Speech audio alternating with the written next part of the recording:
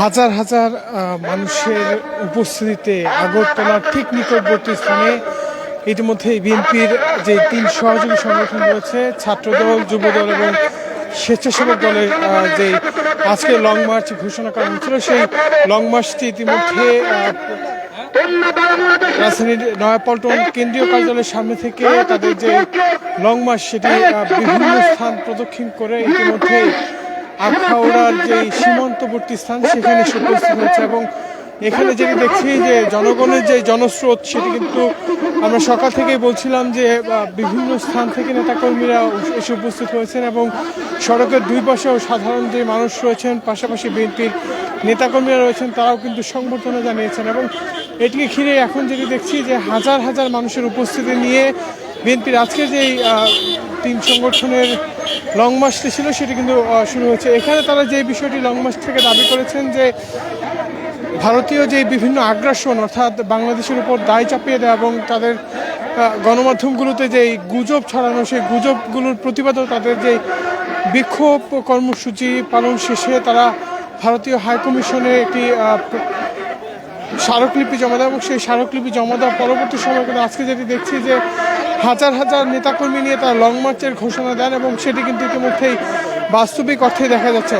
ঠিক সীমান্তের নিকটবর্তী স্থান, অর্থাৎ ভারতের যে সীমান্ত রয়েছে সেই সীমান্তের কাছাকাছি জায়গাতেই মূলত বিএনপির আজকের যে কর্মসূচি সেটি চলমান রয়েছে। এবং আমরা যেটি দেখছি যে একপাশে বর্ডার গার্ড বাংলাদেশের অবস্থান রয়েছে, অর্থাৎ বর্ডার গার্ড বাংলাদেশের যে আখাউড়া বিওপি রয়েছে সেই আখাউড়া বিওপির কাছে আসলে আজকের কর্মসূচি পালন করছে। এবং এখানে সমাবেশের যে দৃশ্য সেটি পাশাপাশি আমাদের নিকটে কিন্তু ভারতের পতাকা দেখতে পাচ্ছে। এবং এখানে সকালবেলা আজকে রুহুল কবির রিজভী, বিএনপির যুগ্ম মহাসচিব, তার যেই নেতৃত্বে আজকের উদ্বোধন করা হয় কর্মসূচি এবং সে কর্মসূচি পরবর্তীতে কিন্তু নেতাকর্মীরা ব্রাহ্মণবাড়িয়ার আখাউড়া সীমান্ত উদ্দেশ্যে রওনা দেয় এবং আগরতলা অভিমুখে যে যাত্রা, সেই যাত্রাটা কিন্তু বলা যায় যে অনেকটাই সফল হয়েছে। কেননা আমরা দেখেছি যে হাজার হাজার নেতাকর্মী নিয়ে তাদের যে আজকের কর্মসূচি সেটি এখানে লক্ষ্য করা গিয়েছে।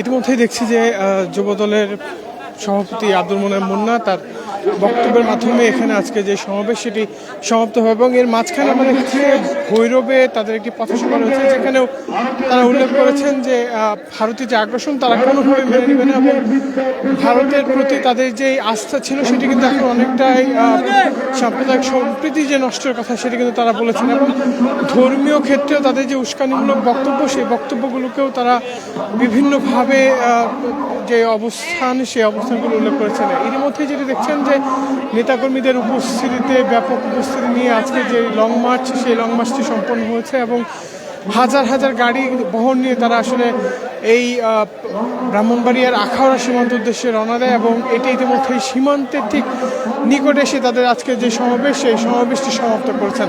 আমার কাছে মূলত এই ছিল এখন পর্যন্ত এখান থেকে সর্বশেষ। এছাড়া যে কোনো ধরনের রাজনীতি, বিনোদন, খেলাধুলা এবং আন্তর্জাতিক সংবাদ পেতে মানবজমিনের সঙ্গেই থাকবেন। ধন্যবাদ সকলকে।